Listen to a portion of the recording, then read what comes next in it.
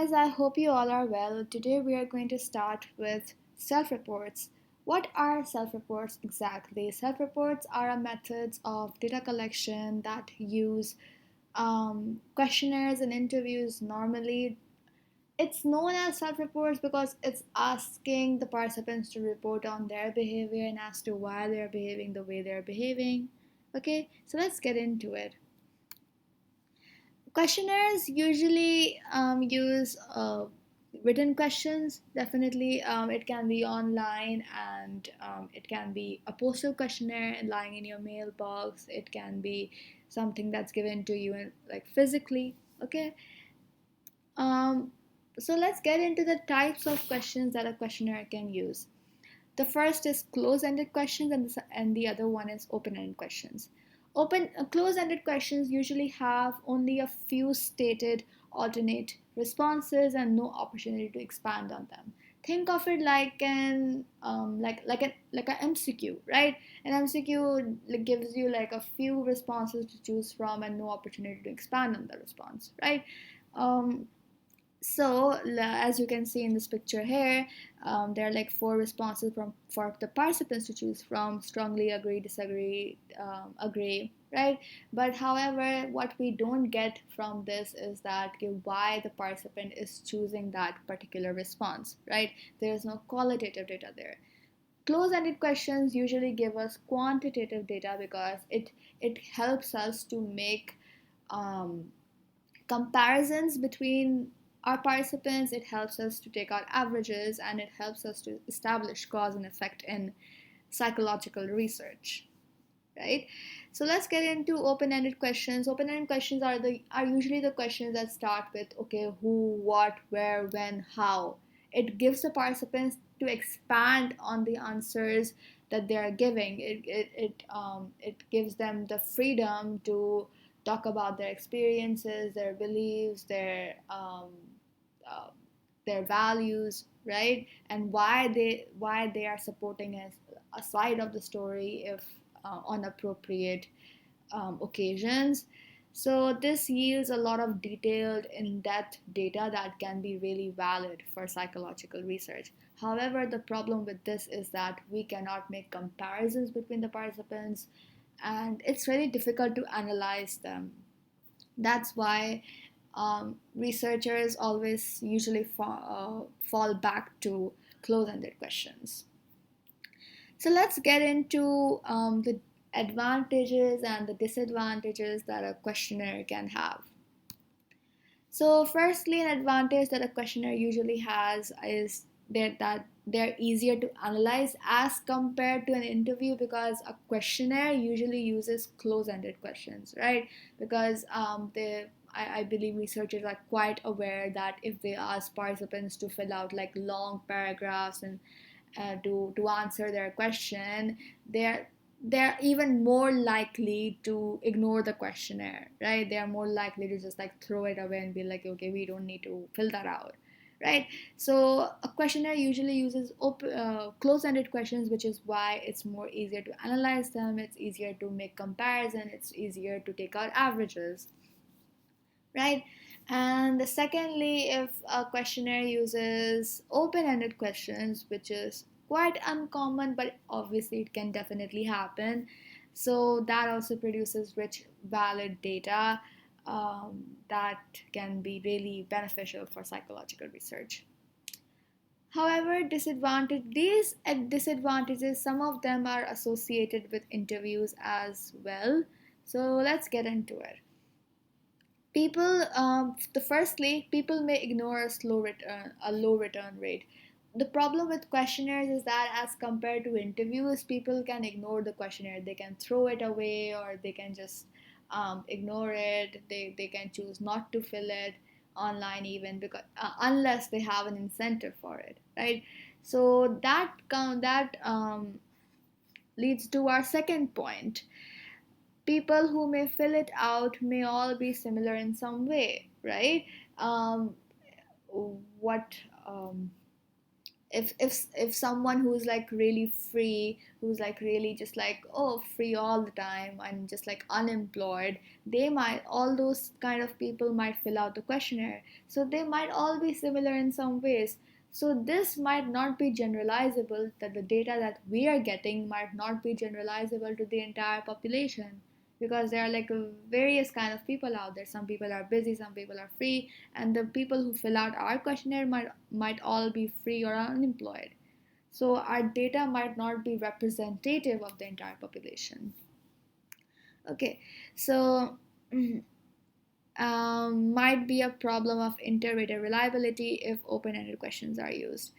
Definitely, that is a huge problem, because if open-ended question is used, then the researchers, if let's say if two researchers are interpreting the questionnaire and an open-ended question comes up, we are all humans. The researchers will try to be objective, but in the end, we're all humans. So even their interpreting of the answer can be biased based on their own beliefs, their own experiences, and things that they have seen in their lives.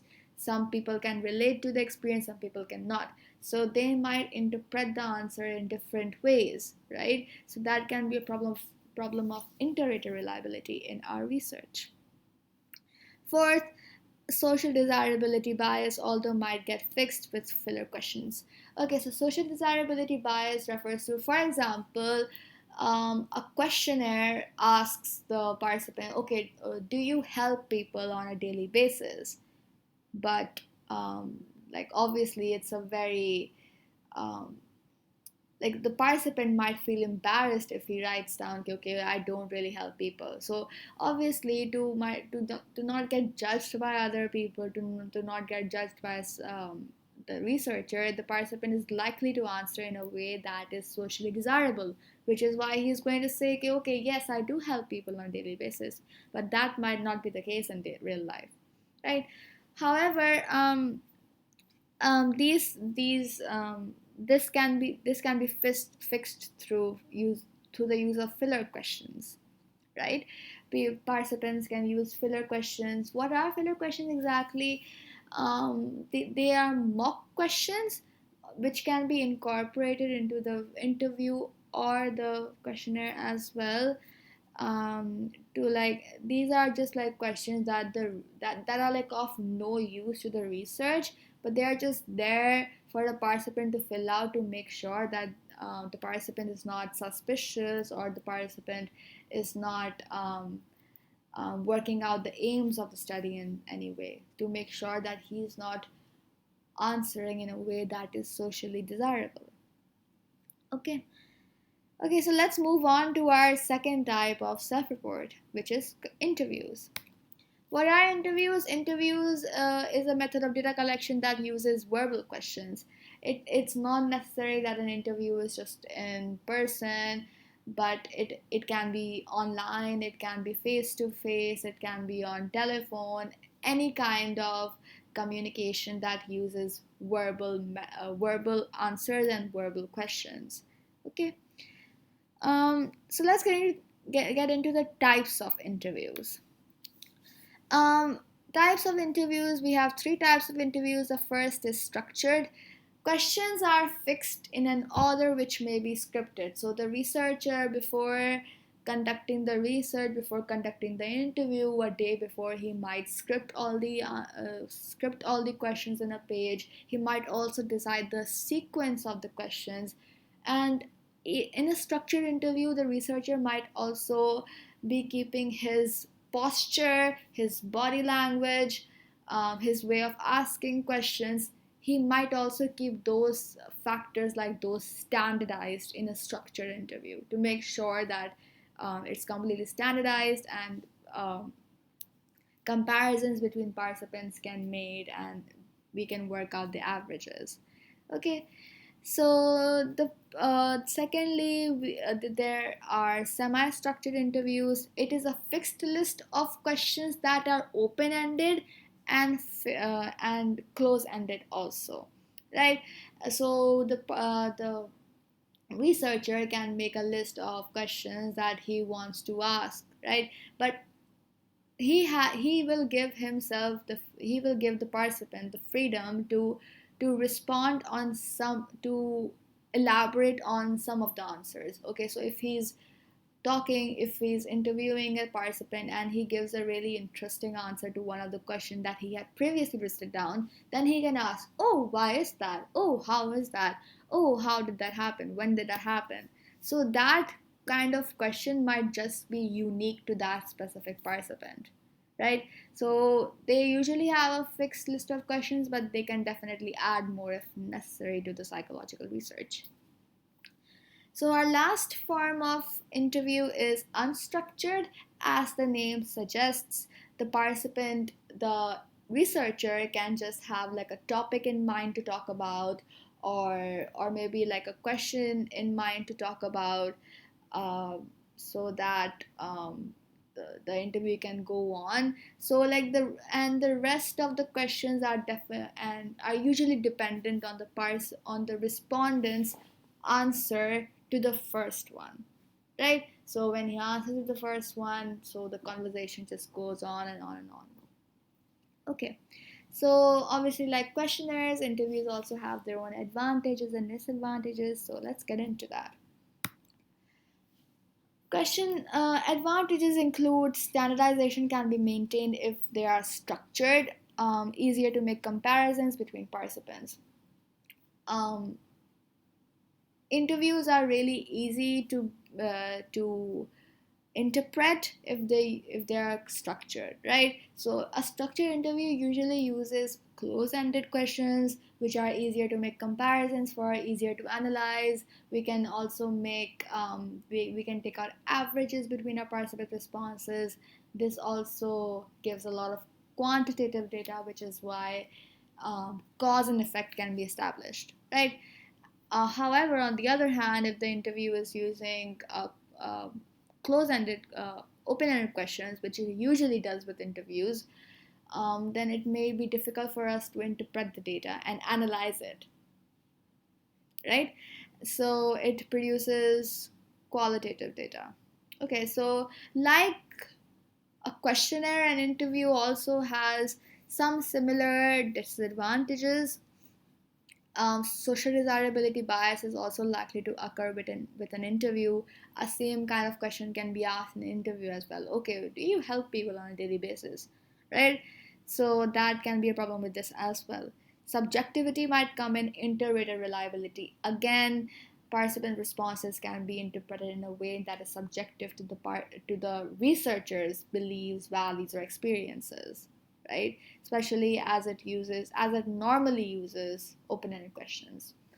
However, compared to a questionnaire, an interview is usually very costly, and it depends if it is costly. Like if it is on phone or something, then it's not costly. But if it's on if it's in person and things have to be arranged, then it's costly, obviously. But definitely in any circumstance, they are very time consuming for the researcher, definitely.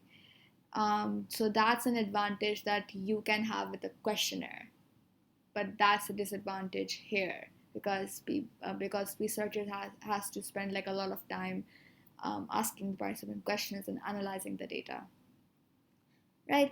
And lastly, as we talked about here, if the interview is unstructured and is using like open-ended questions, then it's really difficult to analyze them, and it's really qualitative in nature, definitely, but it's difficult to analyze. So we are not sure if our answers can be like made comparisons for. We cannot take out averages between our participants. So that's it